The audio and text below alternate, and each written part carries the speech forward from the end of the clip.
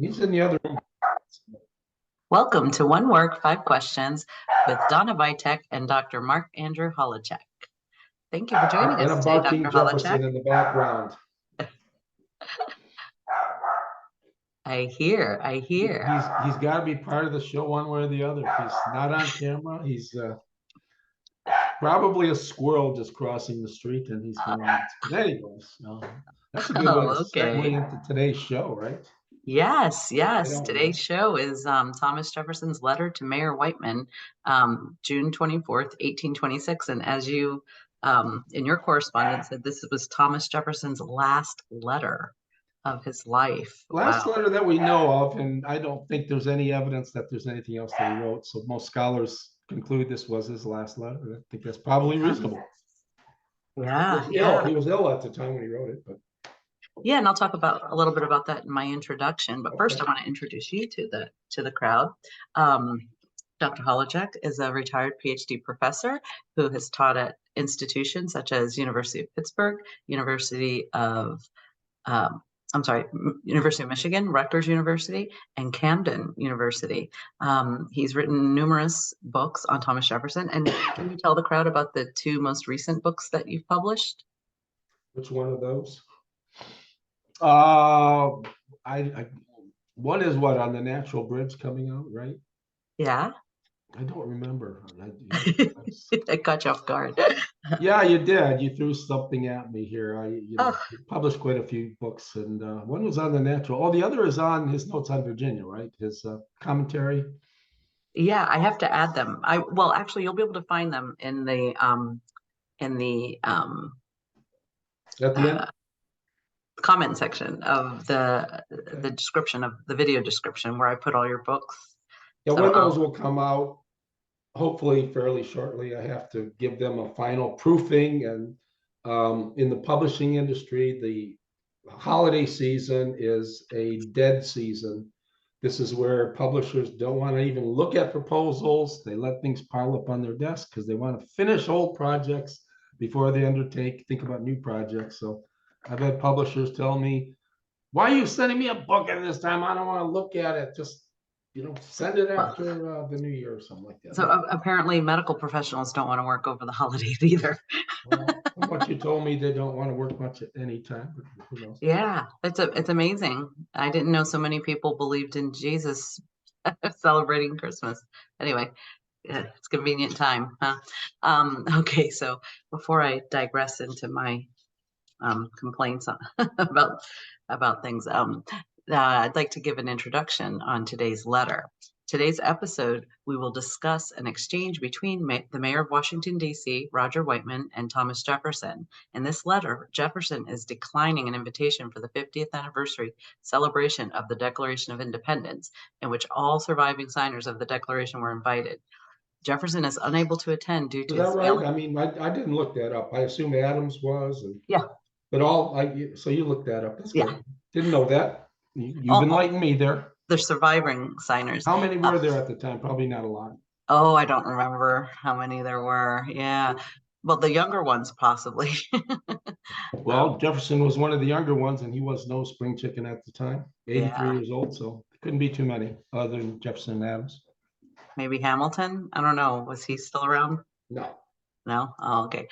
Jefferson was unable to attend due to his failing health, but thought he would summarize his thoughts on his greatest cause, his legacy, in lieu of his physical presence. It was only 10 days later that Jefferson passed away on July 4th, 1826, which was the 50th anniversary of our Declaration of Independence. So I'd like to throw a little trivia out there for everyone. And if you put your answer in the comments, that would be great.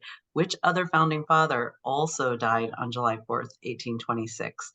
Don't Google it. Just use your what you know. But write your comments in the your answer in the comments, and I'll have to think about that one. And we'll maybe I'll write mine in there too. Yeah, you can answer. But wait, the prize, no. was it Elvis Presley? Elva. No, it was who sang La Bamba? Richie Valens. It could be Richie, but who knows? I'm not sure he was a founding father. You know, Elvis was. Elvis was everything. Elvis is on those wonderful velvet pictures where he's got his arm around Jesus, and you know, because we know Elvis went right to heaven, and he's hanging with Jesus right now. Love those pictures, by the way. I've got to get one of those one of these days. Enough of a side. Let's get into today's show. It's a new year, Okay. and we want to inspire our audience, our members with, you know, I thought too, I'll throw this, interject this right now. Come on, Jeff, you want to get up? Come on. Okay. If anybody has a suggestion for an episode, you know, or writing, if you know, write that in the comment section, and you know, we'll look at that, and we might consider doing that for an upcoming episode. Oh, that's a great idea. That's a great idea. I know we've already had one request for a show. Where's the band? The real Jeffy, the real Jefferson. Barker. He's so All cute. right, I'm ready to go before we run out of time. Yeah. Okay.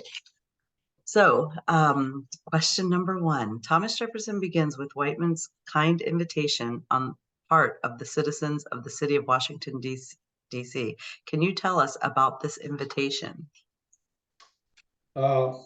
Roger True Weightman was the mayor of Washington at the time. And let me read from what I have. This is his letter. It's a very short letter to Thomas Jefferson. And I don't know if he sent out exactly the same letter to all other existing members of the founding fathers. He said, but he writes, as chairman of a committee appointed by the citizens of Washington to make arrangements for celebrating the 50th anniversary of American independence in a manner worthy of the metropolis of the nation, I am directed to invite you as one of the signers of the ever memorable Declaration of the 4th of July, 1776, to honor the city with your presence. He says, I am further instructed, and Jeffy's going nuts here, I'm further instructed to inform you that on receiving your acceptance of this invitation, a special deputation will be sent to accompany you from your residence to the city and back again to your home. So he knows Jefferson's not young, and the idea is if you accept, and even if you're a little under the weather, we have a deputation that will have someone come pick you up and then take you all the way back. So it's a rather modest invitation. Now, one thing to note that Jeff, come on. One thing to note is that he doesn't talk about Jefferson as the writer of the Declaration of Independence. Did you notice that? I don't know if you've read the letter, but he says, I invite you as one of the signers. He doesn't say as the creator of the director, as the father of the director of Declaration of Independence. He just says as one of the signers. So it wasn't known for quite some time that Jefferson was the author of the Declaration of Independence, and Jefferson really didn't do anything to let people know that he did so. He does say that in late in life letters, but you know, so that is a little known fact. He's invited as a signer, not as the writer. Perhaps Weightman does not even know that Jefferson constructed the Declaration. Wow. Yeah. How about that? That did rub me a little. Yeah. I thought that was a little odd. It was a red flag that went up. Question number 2. Jefferson makes a comment on what he hopes our declaration means to the world by writing the signal or arousing men to burst the chains under which monkish ignorance and superstition had persuaded them to bind themselves and to assume the blessings and security of self-government. What does he mean by monkish ignorance and superstition? Inclusion of the word monkish is probably not accidental, and that probably has religious implications. Now, prior to the Enlightenment, given my education in history and philosophy of science, the people acted on behalf of authority. That's not exactly how I want to put that, but there was the authority of Aristotle. Aristotle's views in biology and physics and the cosmos and how the cosmos worked were taken as factual till we get Copernicus, and then even with Copernicus used Aristotle's physics, But until we get Galileo and Newton and other people that sort of explode this world of heavy things falling towards center, light things.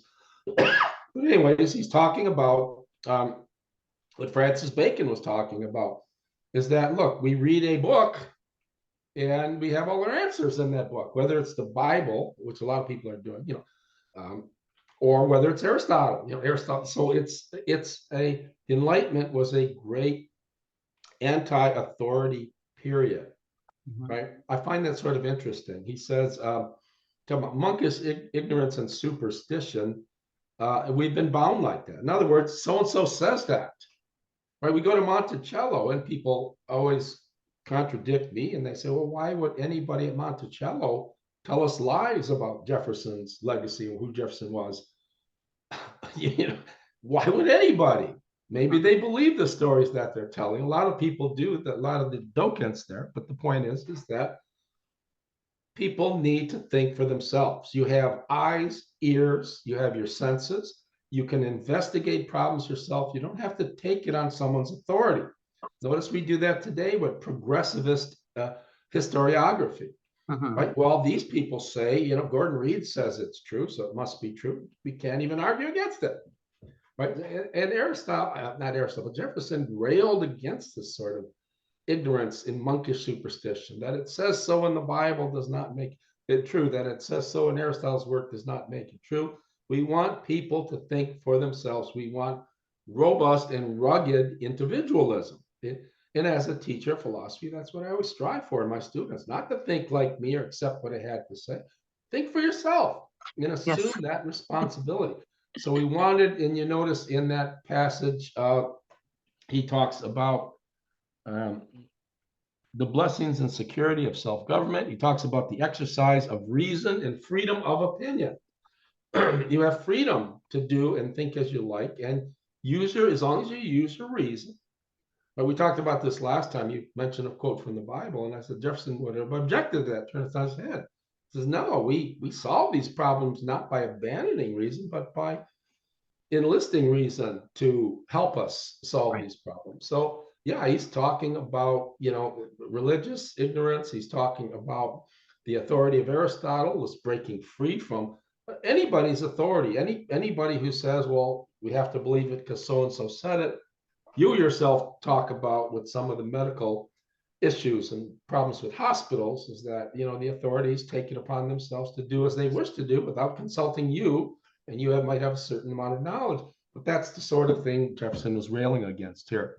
Right, that's what he meant by, I think, by monkish ignorance and superstition. Right, and so, I wish he was still alive today. I really do. We need him. I don't think he'd want to be alive today. Nah, probably not. No. But we really need him. We need more people that think like him. Question number 3.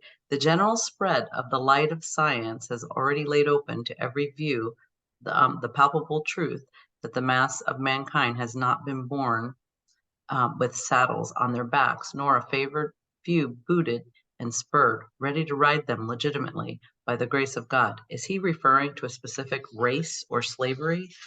No, not at all. He's just referring to people who put saddles on horses, spurs on their boots, and that some people should ride the horse, and the majority of people should be the horses.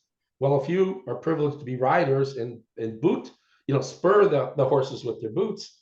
We're getting back to his disagreement with John Adams over the natural and artificial Aristoi, where Jefferson says the natural Aristoi are people who have genius as well as morality, right? And Adams says, well, those things are important, but really it's blood and, it's your bloodline as well as your wealth. Those things speak louder, and maybe Adams is right. Historically, those things do speak louder than, but that's part of the revolution we talked about from the last question. Jefferson's affecting a revolution of reason. You're not to be judged a great person because you have a lot of money or you come from a certain bloodline. You're judged a great person because you have noble thoughts or you act in a certain morally correct way. And you have, it's not just action consistent with morality. It's your mind itself. Your heart is also swimming in moral water, as it were.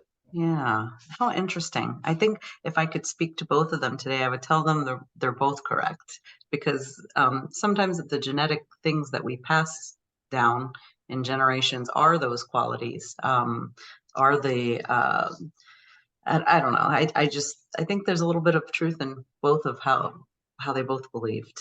Yeah. I'm entirely with Jefferson here. Yeah. But then again, Okay. I'm from the impoverished class of people, and I don't think that the Holochakian bloodline is descended from Kievan kings or something, or princes. And maybe I could be wrong. Go to genealogy.com. I might find out that I descended from one of the great princes of Kiev, something like that. You never know, or some noble Cossack hetman. Right. You never Uh, know. Maybe that's why you're so intelligent. I'm not so sure that the great princes were that intelligent, or the old Cossacks were. They're more interested in getting drunk and going to war and just sort of hanging out and doing what they wanted to do. Thievery. Doesn't sound like a bad life, does it? I'm just teasing. Question number 4. What were Jefferson's parting wishes for future generations? He say in the letter, it's really a letter that inspires hope. He says,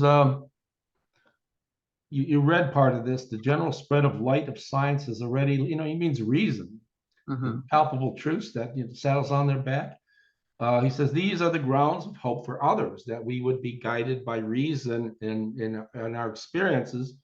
He says, these are grounds for hope for all people. So he's got a message for all people, that we don't accept oppression, coercion, that we accept that, we need to be led by our own reason, judged by our own reason and our own moral sense. And he says for ourselves, and he means people of the country, let the annual return of this day forever refresh our recollections of these rights and in undiminished devotion to them. So, we need to use the 4th of July, and I hope we'll do that this year, as a way of reflecting on what the founders did, their insistence that we had certain inalienable rights.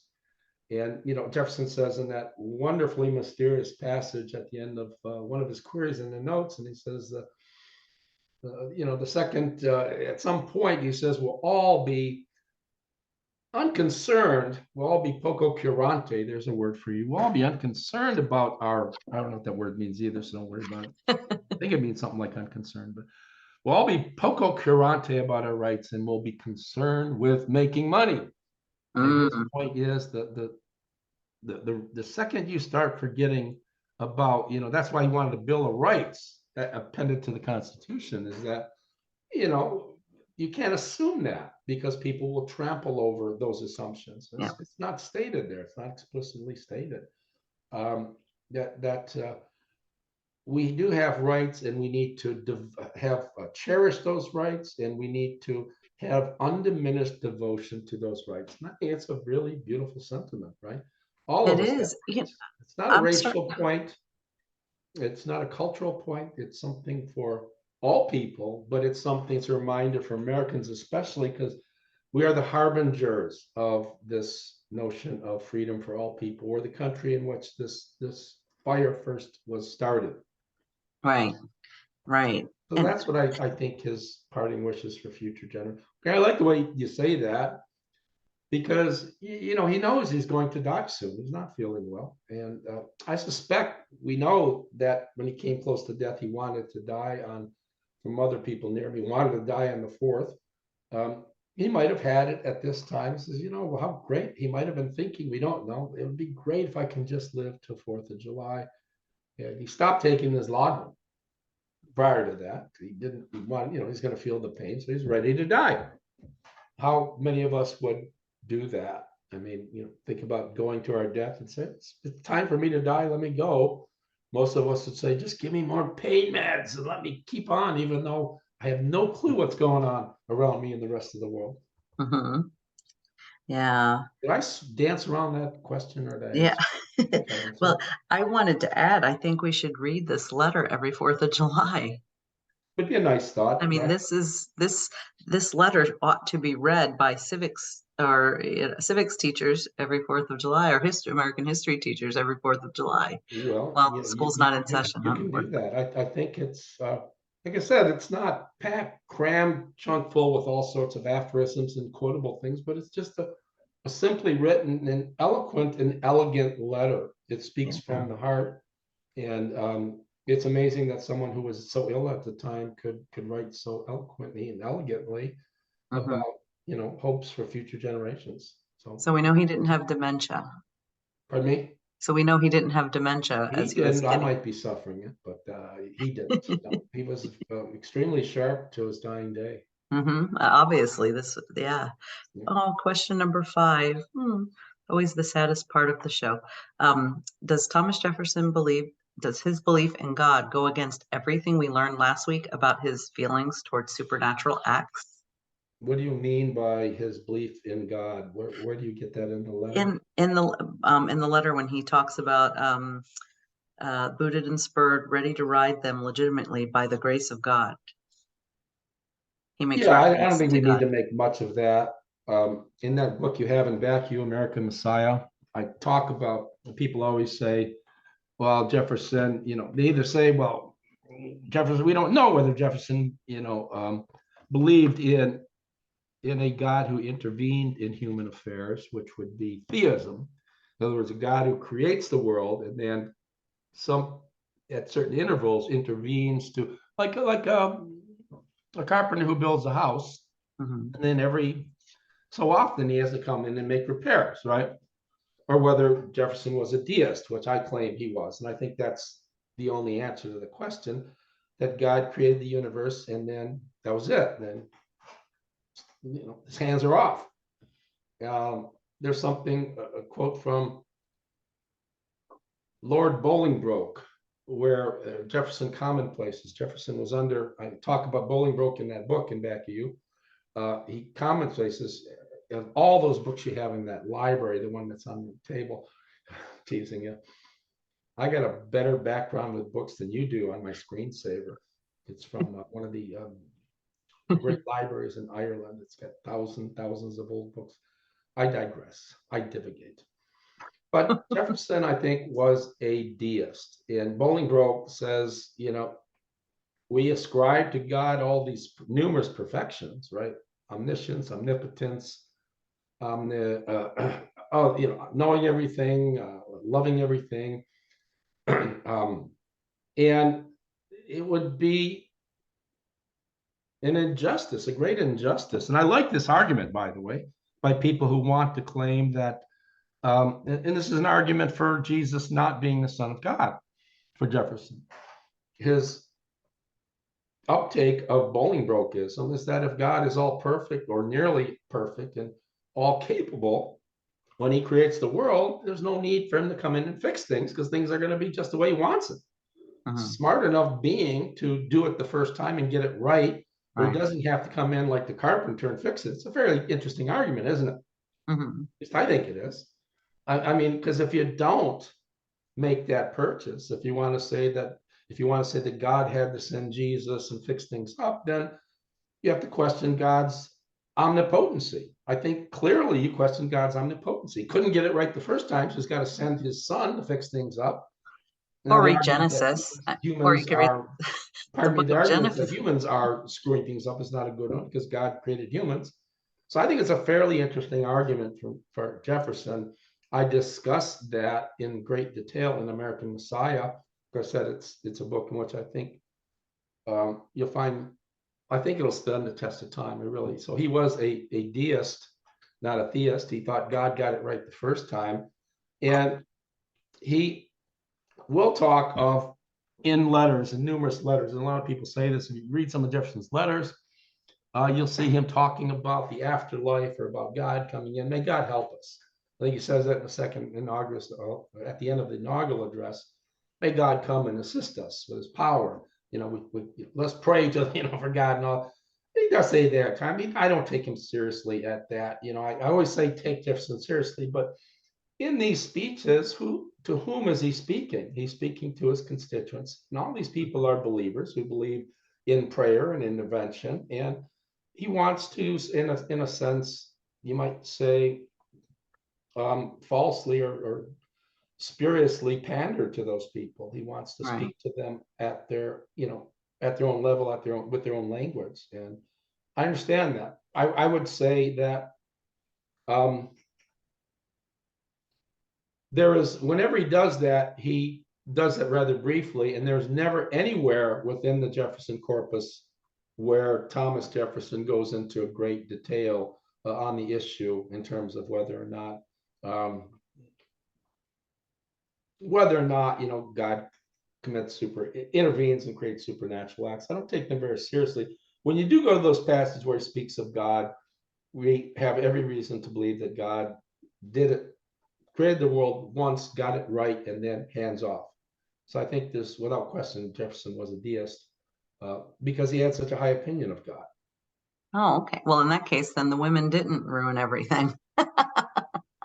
Well, I don't think he would take that story all too seriously. I think men and women do a pretty good job of ruining things, all the time.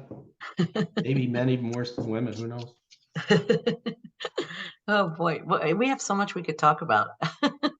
There's a lot, and that's what makes Jefferson, I think, an especially appealing figure. People always say, well, I've had other scholars look at me. Well, Holowchak, you're just writing the same old shit again and again. You have nothing new to say. No, that's not true. There's a certain amount of redundancy in some of my books, without question. You can't write a book without some redundancies when you write as many as I have, 23. But nonetheless, Jefferson has such a deep, penetrating mind, and he knew so many things about useful information. It's very easy for a scholar who has broad interests like I do. I'm interested in the classics. I taught the classics, Greek and Latin, years ago for a few years, and interest in psychology and history. I love history. I especially love philosophy. I love languages in philology, the study of languages. The very fact that I have such a fondness for sesquipedality, those very long words I often use in my writings, and sometimes in talks like this. It's itself a love of words. What is this sesquipedality? It's a 1.5 foot long word. It's a very long word. Use a simpler word, Holowchak. Well, I learned the word. I want to use it. Yeah. It's fun to use new words. Use the dictionary. Anyways, but I'd like to add something though. I think it's all of those qualities you're talking about and how you research and your expertise. I think that's what sets you apart from other Thomas Jefferson scholars, because you are qualified to analyze his language, the speech he used,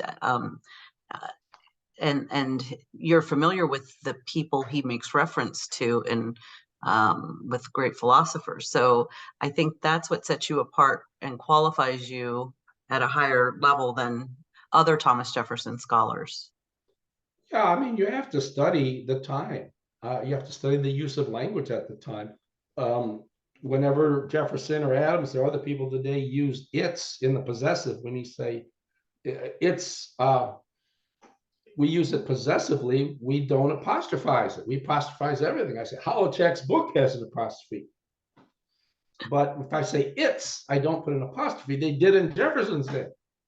We don't want to say, well, Jefferson didn't know how to write. No, he used an apostrophe for it's. The question is, why don't we still use the apostrophe today? Why do we get rid of the apostrophe for the word it's, but yet keep it for all other possessive words? That seems to be strange.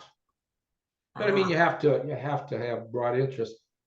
You have to have broad interest in some amount of depth to be able to even attempt to do Thomas Jefferson. Yeah. Otherwise, write a book and move on. It's fun. He's a fun guy. Yeah, he really is. He's not a fun guy to be with, but he's a fun guy to study. Right. Yeah, he is very interesting, and I like the way he thinks. And it's so funny because as different as Thomas Jefferson and I, as different as we are, I really like him a lot, and I've grown Well, very we fond talked of him. about authority and how this, in many respects, this letter is an appeal to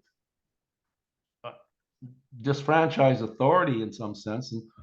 And there was a quote I read that supposedly Thomas Aquinas, the great Aristotelian scholar of the Catholic Church, read. He says, "Hominem unius libri temeo," which means, "I fear the man with one book." And now scholars tend to think that what Aquinas meant at the time is that don't enter into disputation or remonstrance with a person who reads one book and knows that book well, because they're going to tear you apart. But we take it today, I think the way that it's much more interesting to be taken is that I had an old colleague at St. Mary's College in Detroit that's closed now, but he had that bumper sticker with that on it. Beware the person. He had beware instead of I fear the person with one book, in the sense that no matter what conversation you begin, everything goes back to what he knows about that one book.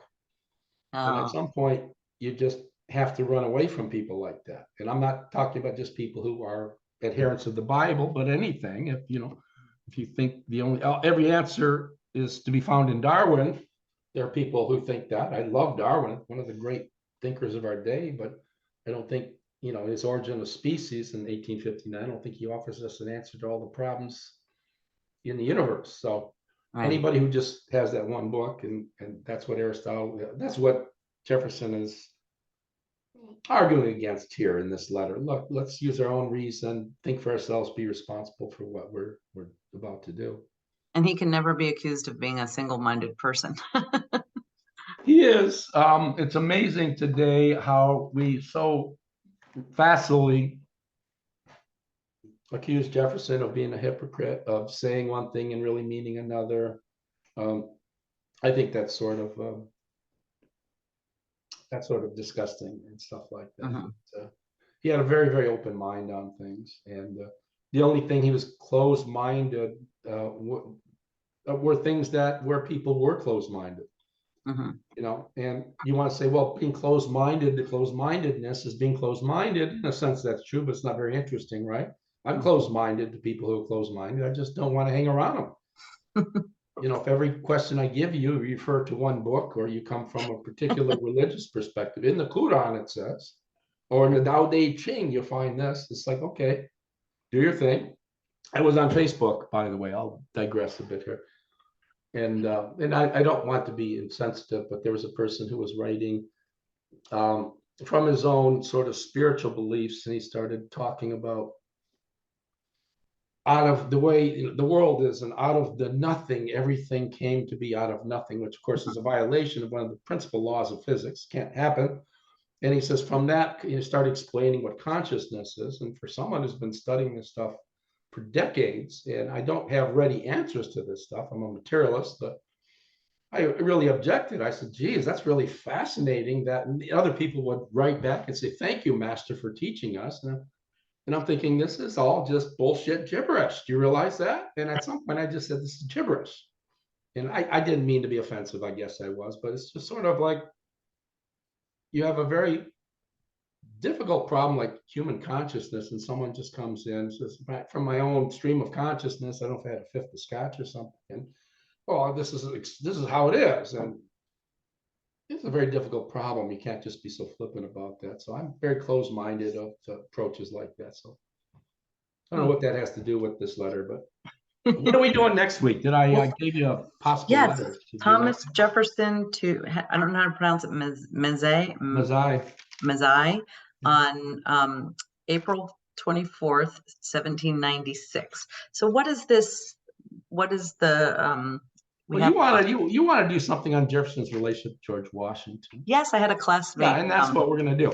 It's just he says something in here that got him into a lot of hot water with George Washington and other people, the Federalists. And the letter got published, and Jefferson was in real hot water here. So we're not going to cover all aspects of Jefferson's complex relationship with George Washington, but this will be a nice springboard. We can deviate from the letter a little bit, talk a little bit about the controversy that the letter affected once published, and say something about what other scholars perhaps say about Jefferson's take on General Washington. I have my own views, and I'll share them with you guys next week. And you have Gordon Wood has written a wonderful book about, I don't remember what the title is, but about the relationship of George Washington and Thomas Jefferson. I think it's the best book out there written. There are other books that, or is that Adams and Washington, he writes anyways. So they weren't BFFs?